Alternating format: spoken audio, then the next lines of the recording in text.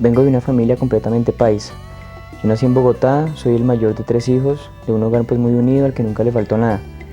Desde pequeño yo empecé a depender mucho de mi mamá para estudiar y ella pues para hacerme aprender las cosas las hacía repetir conmigo hasta el punto que ella pues se las aprendía primero que yo. Ella se levantaba conmigo a las 4 de la mañana para que yo repasara lo que habíamos estudiado y esto continuó hasta que yo entré a tercero de primaria, más o menos tenía 9 años. Después, en ese momento pues una inseguridad empezó a crearse en mí porque yo era muy nervioso y yo sentía que yo no podía hacer nada solo. Después mi mamá me dijo que a partir del próximo año ya no iba a estudiar más conmigo y me iba a dejar que estudiara yo por mí mismo, que yo lo podía hacer solo. Y en ese momento yo llorando le dije a mi mamá que yo no podía estudiar solo, que yo no podía hacer nada solo, que yo no entendía para qué vivía, para qué había nacido.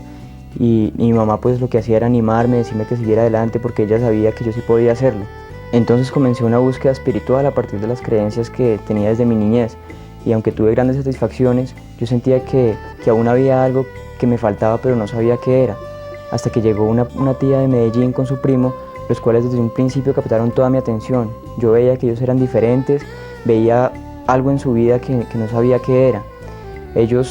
Mi mamá estaba muy pendiente de que ellos no nos fueran a lavar el cerebro porque como eran cristianos, porque ella pensaba que nos iban a meter ideas raras y entonces estaban muy pendientes de nosotros por esto. Me gustó la manera de orar de ellos porque veía que lo hacían como hablándole a un amigo y no como yo estaba acostumbrado repitiendo frases. Entonces yo veía en ellos a Dios, a ese Dios que yo había conocido desde mi niñez pero que aún no había tenido un encuentro personal con Él. Después de charlas con mi primo, se me abrieron los ojos y pude tener ese encuentro personal con Dios y darme cuenta que Jesús había venido aquí a dar su vida por la mía y de ahora en adelante ya mi vida iba a cambiar y empecé a comprender en qué consistía esa nueva vida con Él y mi relación con Él. Al irse mi primo para Medellín, me motivó a que comprara una Biblia y a que empezara a escuchar emisoras cristianas. Yo empecé entonces a comprar música, empecé a comprar libros, compré una Biblia y empecé a estudiarlas y todo esto lo hacía escondido.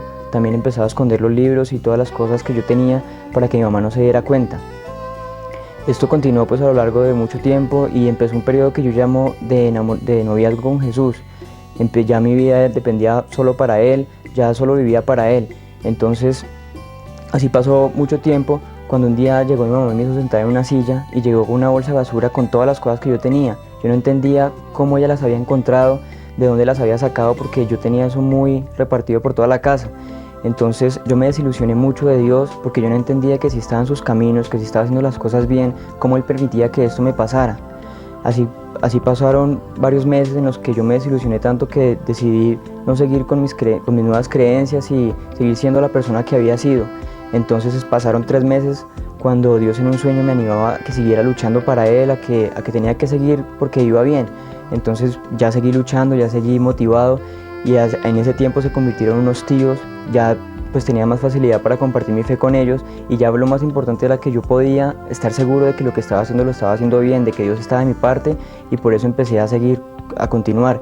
Mis papás empezaron a ponerse, a prohibirme, a decirme que no leyera la Biblia, que la Biblia volvía locas a las personas, que el cristianismo era para gente que venía de hogares maltratados, de hogares divididos, que era para alcohólicos, para drogadictos, para gente que había tenido problemas conyugales y para todo este tipo de gente y que yo no era así.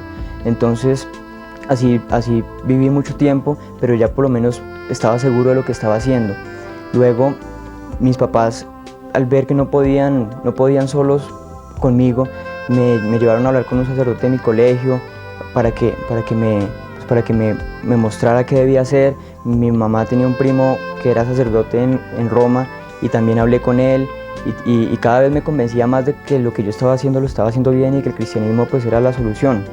Ahí yo seguí y continué con Dios y después yo me fui para Inglaterra a estudiar inglés. En ese momento que yo me fui a estudiar inglés, conocí una iglesia.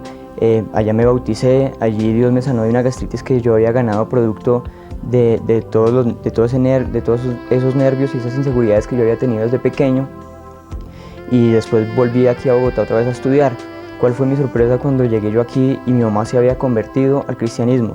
Pues en ese tiempo que yo estaba en Inglaterra, ella tuvo su encuentro personal con Dios y entonces ya podía yo compartir la fe con ella y empecé a ir a la iglesia con ellos. Desde entonces He aprendido que el cristianismo, más que ritos y tradiciones, es una manera de ser y de vivir, en la cual ya no se está solo, sino que Cristo está de nuestra parte. En ese andar con Cristo he recibido muchas bendiciones, pero lo más importante de todo eso es que cada día me he enamorado más de Dios. Actualmente estoy estudiando psicología y trabajo en el Ministerio de Jóvenes de la Iglesia llamado Timoteos. Mi invitación es para todos aquellos que saben que necesitan de Dios para que no esperen más, y para todos aquellos que están sufriendo cualquier tipo de persecución para que sigan adelante porque Dios está a su favor. La Biblia dice: cree en el Señor Jesucristo y serás salvo tú y tu casa. Es una promesa que se está cumpliendo en mi vida y que también puede ser una realidad en la tuya.